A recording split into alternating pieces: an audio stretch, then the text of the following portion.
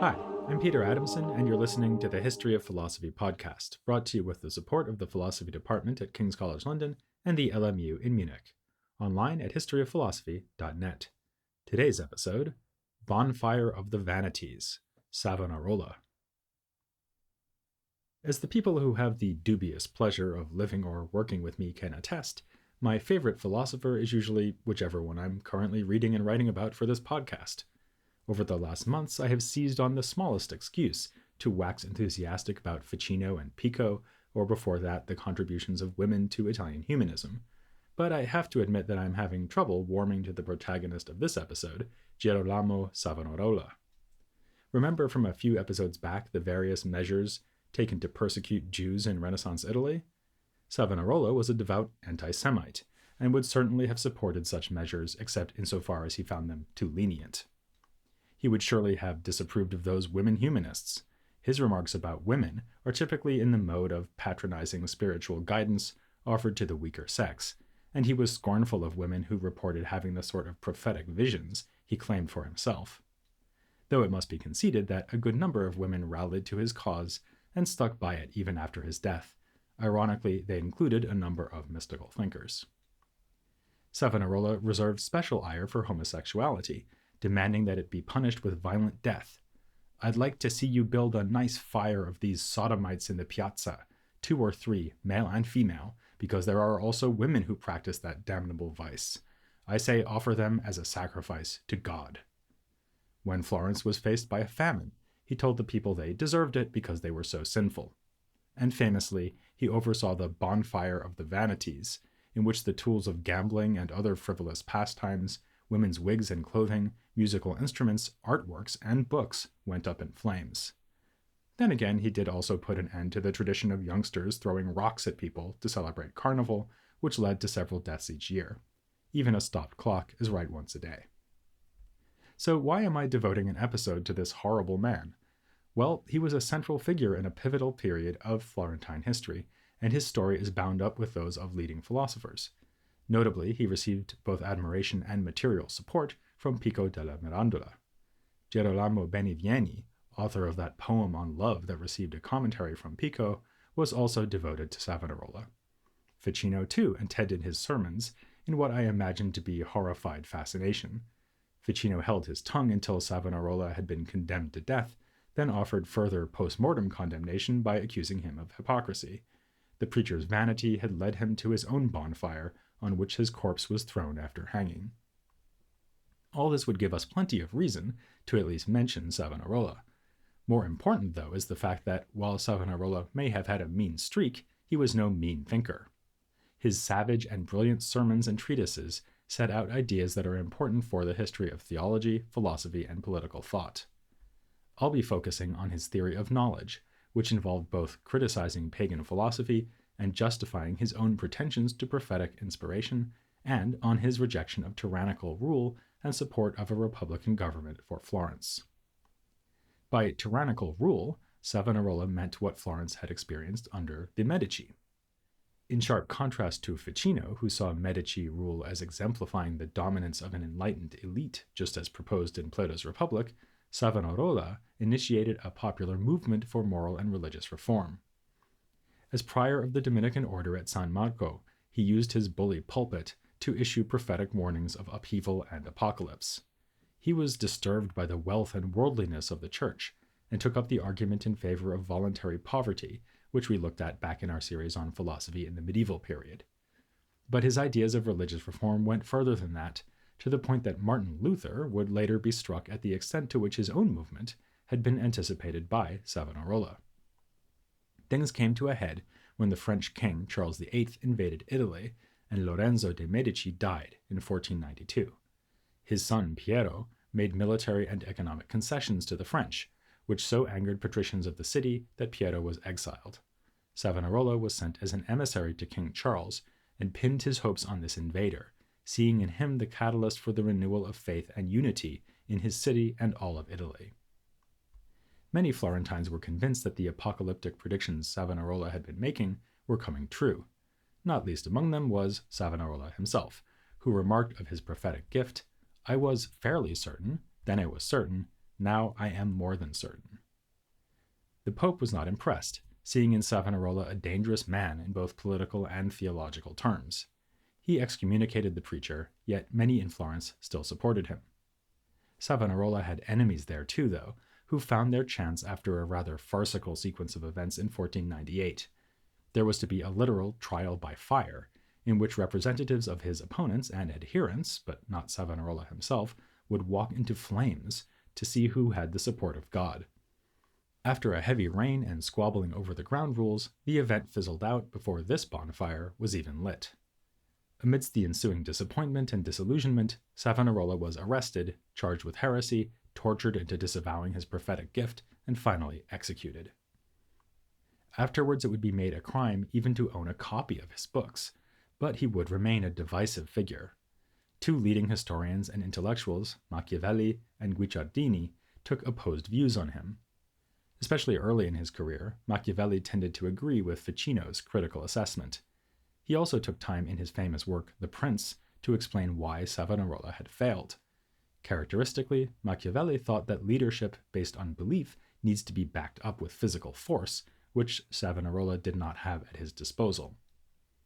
Guicciardini, on the other hand, saw him as a worthy man who had supported the popular government against tyrants. And though he spent much of his career railing against the hypocrisy and turpitude of the Pope, there was a serious attempt to have Savonarola recognized as a saint about a century after his death. Something else that divides opinion is how exactly he wished to position himself relative to the intellectual currents we've been discussing over the last episodes. At first glance, the answer seems obvious. He knew just enough philosophy to decide that he really, really didn't like it. It's easy to find quotes in his sermons where he attacks philosophers or pagan literature in general. For instance, speaking from his pulpit, "These days up here, no one says anything but Plato, that divine man. I tell you, one should sooner be in the house of the devil." Or, "Let Plato be Plato and Aristotle Aristotle, and not Christians, because they are not." He also remarked that any old woman Christian would know more about the most important truths of faith than Plato. It's been observed that some of his remarks border on pleas for irrationalism, but the diatribes against philosophy obscure a more complicated story. We need to remember that in Florence, philosophy, and especially Platonism, were politically charged. The Medici had supported Ficino's project of reviving its study, and as just mentioned, the ideas of Plato were pressed into the service of Medici ideology. In fact, Savonarola's crusade against philosophy really got going right around 1494, in the wake of Lorenzo's death and Piero's exile, when anti-Medici polemic became central to Savonarola's public persona. Furthermore, even this superficially anti-elitist reformer needed support from the aristocracy of the city. He received that support from, among others, the Valori family, which makes sense, since Francesco Valori had been one of the patricians who helped push Piero de' Medici out of the city. But the Valori were also on good terms with Marsilio Ficino. Another member of the family, Filippo, had sponsored Ficino's scholarly activities, and Ficino had praised yet another, Niccolò Valori, as a precocious philosophical spirit. So it may be that with his attacks on philosophy in general, and Platonism in particular, Savonarola was on the one hand venting his hostility to the Medici, and on the other hand competing with Ficino for patronage. It must also be said that Savonarola's reputation as an anti-philosopher is hard to square with the things he actually wrote. Once you look past the sarcastic condemnations of pagan thought, you see that he is constantly making use of Aristotelian ideas, often via the intermediary of his fellow Dominican, Thomas Aquinas, who looms large as an influence on Savonarola.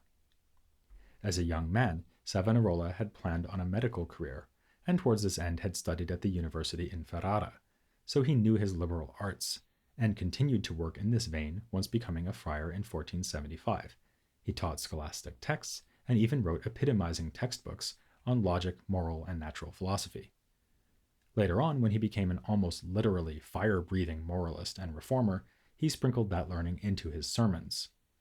To take a more or less random example, there is a sermon where he explicitly mentions how Aristotle said that we cannot think without using our imagination.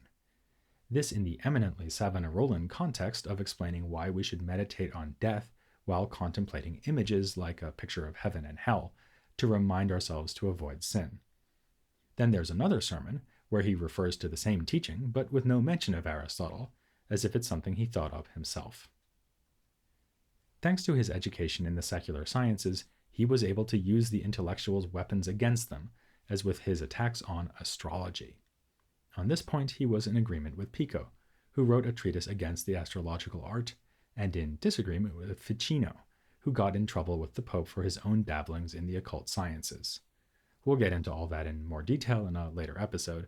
For now, I just want to mention the way Savonarola argues that astrology is impossible. Either Aristotelian natural philosophy is valid or not. If it is, then astrology is falsified, because in Aristotelianism, future events are assumed to be contingent, not predetermined as the astrologers would claim. But if natural philosophy is nonsense, then astrology is falsified again, because it is built on other Aristotelian principles which supposedly explain how the heavens influence the earthly realm. To which you might say, that's a bit rich coming from a guy who claimed to predict the future. But Savonarola would have a good answer for you. The future is not determined by the stars or anything else, which safeguards our free will. Yet God does know what will happen through his divine foreknowledge, so he can miraculously reveal future events to us. Or not to us, actually, but to a select few like Savonarola. How can he be so certain that God is talking to him or showing him true visions? He's glad you asked, because he's prepared a treatise to answer just this question. In the Dialogue on Prophetic Truth, he imagines himself meeting 7 characters who represent the gifts of the Holy Spirit. The first initials of their names spell out the Latin word Vanities, meaning truth, and speaking with each one in turn. The dialogue is intended to justify Savonarola's own claims of prophecy, but along the way, Savonarola provides us with a more general theory of how the validity of prophecy can be established. Again, drawing on his scholastic training, he alludes to the Aristotelian claim that our psychological powers cannot be deceived concerning their special objects. Vision always grasps color correctly, even if we sometimes make higher-level mistakes about what we are seeing, as when you look up at the heavens and they don't seem to be moving, or you think that red thing in the distance is a bonfire, but actually it's a cardinal visiting from Rome to investigate a charge of heresy. Likewise, the intellect grasps the first principles of the sciences directly and cannot be mistaken about these, hardly a point that would be made by a defender of irrationalism. But his real point is that the power of prophecy, too, has a special object, namely a revelatory illumination from God. So, someone with this gift need have no doubt in what is shown to him, nor indeed does Savonarola have any hesitation in his own case. As he says, "These things so stand in the light of prophecy that, to one who possesses such a light, they can give rise to no doubt whatsoever." He admits, on the other hand, that the grounds of his conviction would not be available for other people. There are false prophets too, after all. Indeed, Savonarola thought that Muslims were following one, namely Muhammad, though he graciously distances himself from the notion that Muhammad was actually the Antichrist. So other people have to decide on other grounds whether to believe in a self-proclaimed prophet, as well they should. He makes much of the good effects he has had on public morality in Florence, the accuracy of his predictions, and the sudden improvement of his oratorical skills once the sacred gift was given to him. Though I'm not necessarily convinced that Savonarola was a prophet, I am impressed with his argument, philosophically speaking. He has here drawn a nice distinction between the grounds that we might have for subjective certainty and the grounds that are needed to be certain about what someone else has experienced. Take a very different case. A cranky child says she has a stomachache. Is the child just inventing something to complain about, or is she really in pain? As the child's parent, you have to guess, but the child herself knows for sure. In general, as philosophers now put it, we have privileged access to our subjective states, the things we are experiencing. If prophecy is like this, then the genuine prophet could indeed have certainty that is unavailable for other people. In one of his sermons, Savonarola makes a similar point about the saints of the Church, whose knowledge was not acquired by sensation or rational demonstration, yet was still more certain and firm than the scientific knowledge achieved by philosophers. So the saint's knowledge and the philosopher's knowledge have different strengths. The special insight of the blessed may have the highest possible level of subjective certainty, one that arguably no scientist can possess. There might always be an unnoticed mistake in their proof. But scientific knowledge is publicly accessible, Anyone who understands a demonstrative proof can check it and have grounds for belief just as good as those of the scientist who came up with it.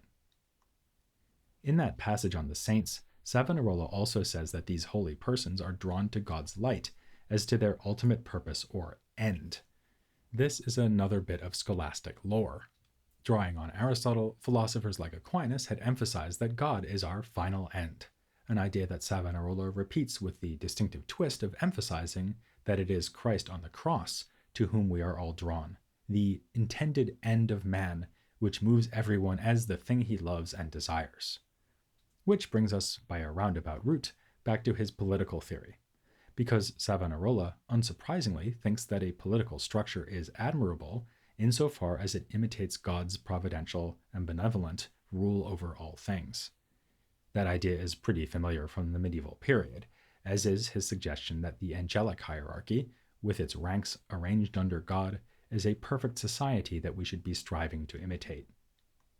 In his treatise on the government of Florence, Savonarola duly argues that the most perfect constitution for a city would be a monarchy, with a single wise and malevolent king ruling as a human image of God. The perverted mirror image of this constitution is tyranny, where a single power or group rules for its own benefit rather than that of the people, and yes, Medici family, Savonarola is looking at you. Ficino would be nodding along in agreement so far, since these points can all be found in Plato's Republic. Here too, though, there's a twist.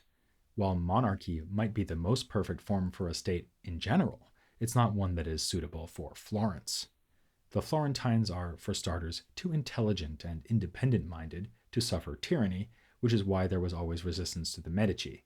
But for the same reason, they're not apt to take guidance from even a good monarch. Instead, they find it most natural to follow their long-standing traditions of republican government. Even if a virtuous monarchy would be a more perfect imitation of divine rule, a civil regime can also be justified in theological terms. In effect, God himself would be the king of Florence, with the pious people of the city as his representatives. As Savonarola writes, "Who stands in the place of Christ? Not the signoria, but the people are the Lord." Alongside this religious justification, Savonarola has concrete recommendations for the Republic. He stipulates that important offices be distributed by election, smaller ones by random lot, with a council that is big enough to represent the people and avoid being corrupted through bribery.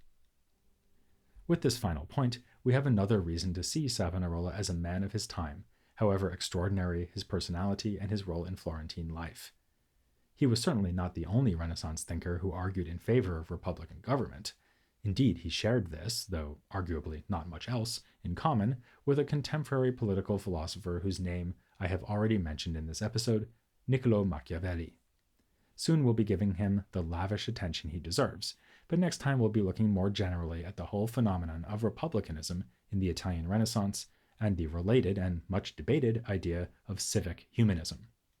I know you're burning to hear all about it, but you'll just have to wait until the next episode of The History of Philosophy Without Any Gaps.